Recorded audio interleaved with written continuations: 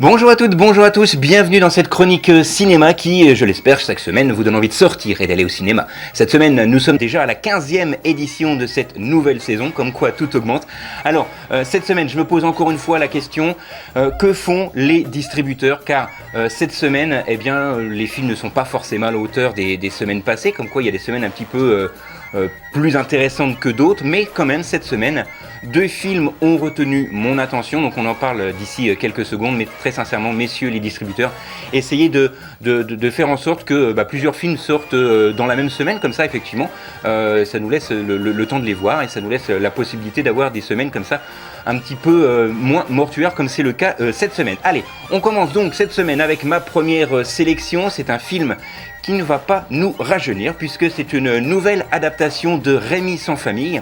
Alors pourquoi cela ne va pas nous rajeunir? Puisque c'est tiré du roman d'Hector Malo paru en 1978 et bien sûr s'en sont suivis plusieurs adaptations au cinéma, à la télévision avec un dessin animé japonais dans les années 70, donc qui a couvert toute une génération, plusieurs films également au cinéma. Et bien ici on va retrouver les personnages principaux, donc évidemment le singe Joli Cœur, le chien Capi, et donc tous ces protagonistes vont revenir. L'histoire, la trame est la même.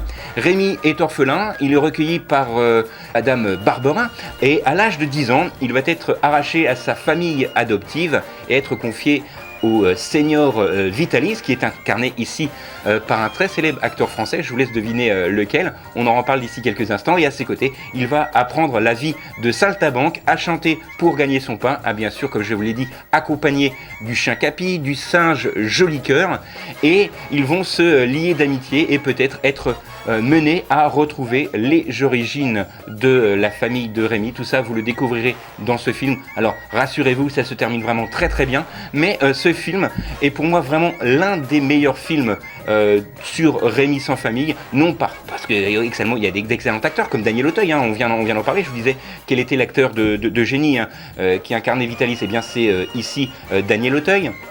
On retrouve également Ludivine Sagné ou encore Jacques Perrin dans ce film. Alors je le trouve vraiment très très réussi, notamment dans la version cinéma qui sort cette semaine. Vous allez être vraiment transporté dans des décors vraiment somptueux, c'est vraiment très convaincant. Ça s'intitule Rémi sans famille. Alors deuxième sélection cette semaine avec un film qui vaut sincèrement le coup.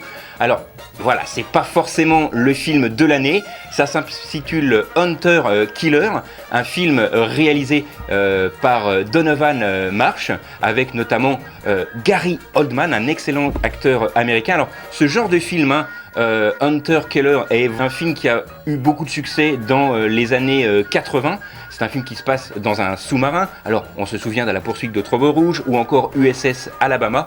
Voilà, là on est un petit peu dans le même style. C'est un film formidable que je vous conseille. Alors, encore une fois, formidable pour les effets spéciaux, pas forcément pour le scénario, puisque c'est vraiment un film dont le scénario tient sur un ticket de métro. Mais voilà, si vous êtes fan de ce genre de film, petit flashback dans les années 80 avec ce film qui sort cette semaine. Et pour la petite information, le film a été fait en collaboration avec l'armée américaine, donc ce qui fait que ça ajoute beaucoup de crédit à ce film.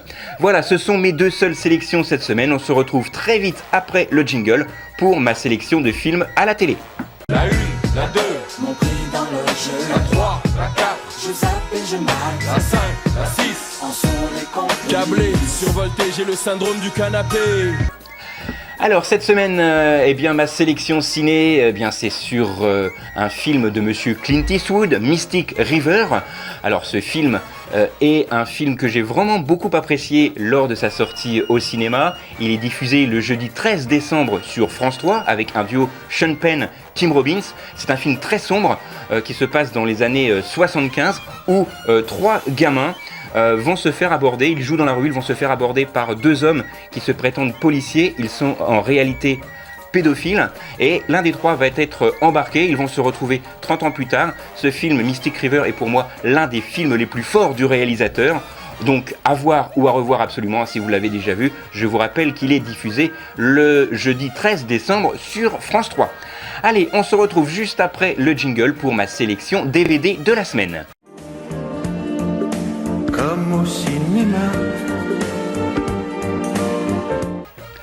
Alors cette semaine, le film que j'ai apprécié au cinéma, qui sort d'ailleurs cette semaine donc en DVD, Equalizer 2, on y retrouve donc Robert McGall, incarné toujours par Denzel Washington, et on continue, ce personnage continue à servir la justice au nom des exploités et des opprimés, mais jusqu'où sera-t-il prêt à aller lorsque justement cela touche quelqu'un qu'il aime? Un film mené tambour battant, où justement l'histoire nous tient en haleine jusqu'au bout, et je vous rappelle le titre de ce film, Equalizer 2, qui sort cette semaine en DVD. Allez donc, on termine cette chronique avec le film à voir absolument cette semaine dans le cadre de S'il n'en restait qu'un, le film qui reste à l'affiche, et bien c'est celui-ci qu'il ne faut absolument pas manquer. Le film, on en a parlé la semaine dernière, il s'agit de Pupille, on en a parlé brièvement la semaine dernière, c'était d'ailleurs mon film au coup de cœur et ça l'est toujours, puisque je vous l'ai dit, vous l'avez compris, cette semaine, très peu de films ont retenu mon attention. Ce film va vous permettre de comprendre ce qui se passe derrière le mot adoption, un film fort, d'une justesse remarquable avec des comédiens épatants. Et puis donc, c'est un film à voir absolument, je vous le rappelle, puisque c'est le seul film à l'affiche, c'est le seul film puisque c'est dans le cadre de S'il n'en restait qu'un. Voilà, c'est tout pour cette semaine, nous on se retrouve la semaine prochaine, même endroit, même heure. D'ici là, sortez, allez au ciné, et n'oubliez pas qu'un bon film, ça se voit aussi à la télé.